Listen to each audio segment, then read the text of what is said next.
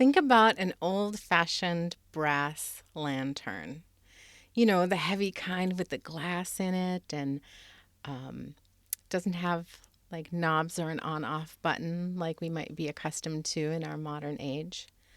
Let's say that you've stumbled across this brass lantern in an antique shop, or perhaps you were wandering out in the woods and there it lay on the forest floor, um, old and ancient and conjuring up images of who would have been wandering out here by lantern light and left their lantern behind. What happened?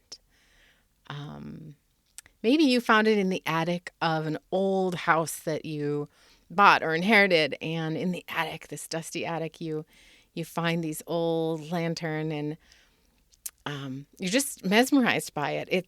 It conjures up the nostalgic feeling, even though you may not have lived in an era when they were used.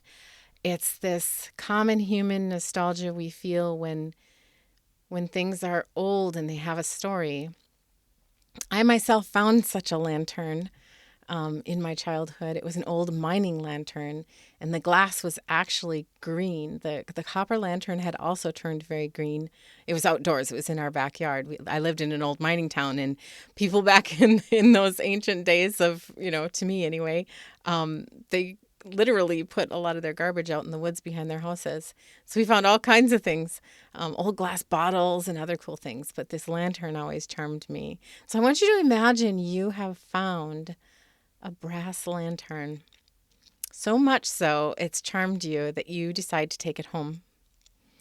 And it's got a learning curve to it. You decide you want to light it and actually use it.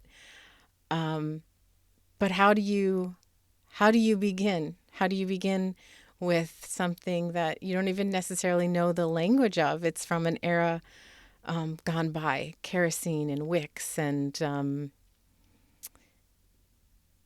the process involved. The language is even new to you. So you can go to YouTube or go to an antique store and see if you can talk to somebody to learn about how it works and gather up the supplies you need, like the kerosene oil and a wick, and get yourself some wooden matches to make it really authentic, right?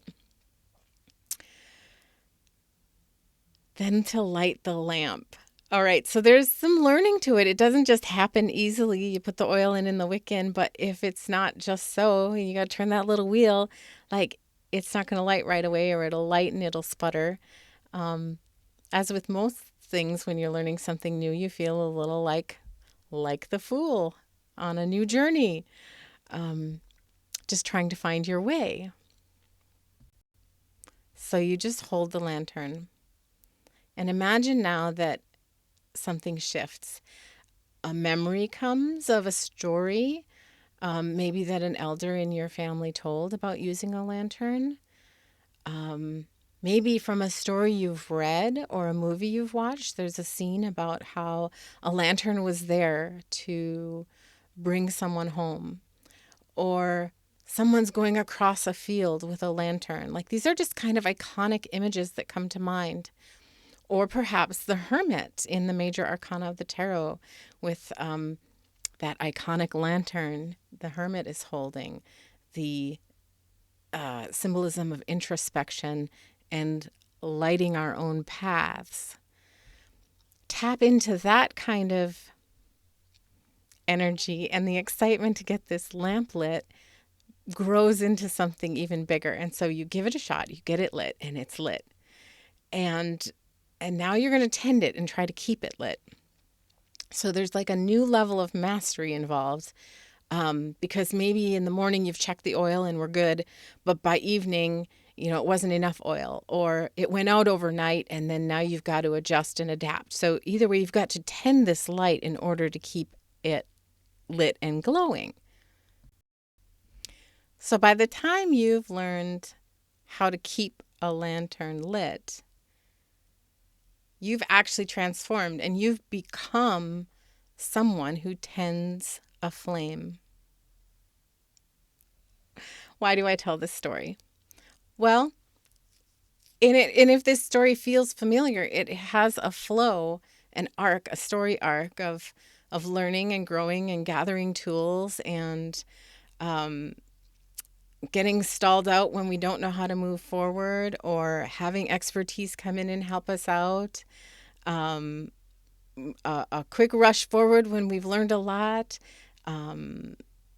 There's these iconic archetypal storylines that show up, and they're reflected in the major arcana of the tarot.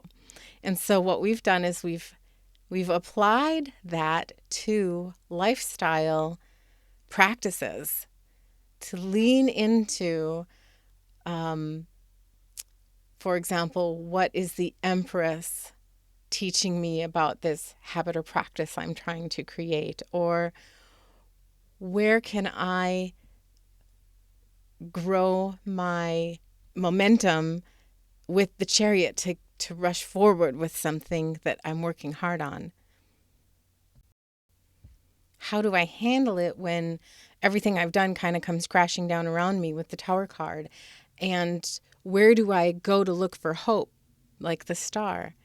And how does it impact my vitality with the Sun? And what are the mysterious unknowns, or what does my intuition want to teach me with the Moon? So you can kind of see there are some examples all the way from the Fool to the World. We can apply these archetypes to ourselves as we're trying to develop a new habit or practice or learn something new or build some momentum in our lives around a specific thing. And I think right now, I'd like to invite each of you to think about something in your life that you would like to tend to, and then give yourself permission to tend to that. Whether you do anything with the major arcana or not is besides the point. That's just kind of a fun, something we've stumbled across. And if you want to learn more about that, we'll have a link to something you can explore in the details here. But now more than ever, we're so inundated with so many options of things to do in our world.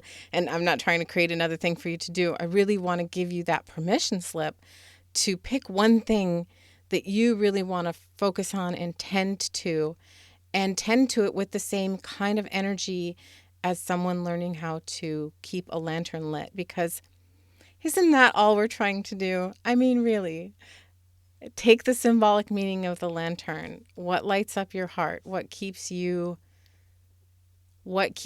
from having your own internal flame die? That's basically what I'm asking. And how can you tend to that, this little light of mine? How can you tend to that right now? That's your invitation and your permission slip.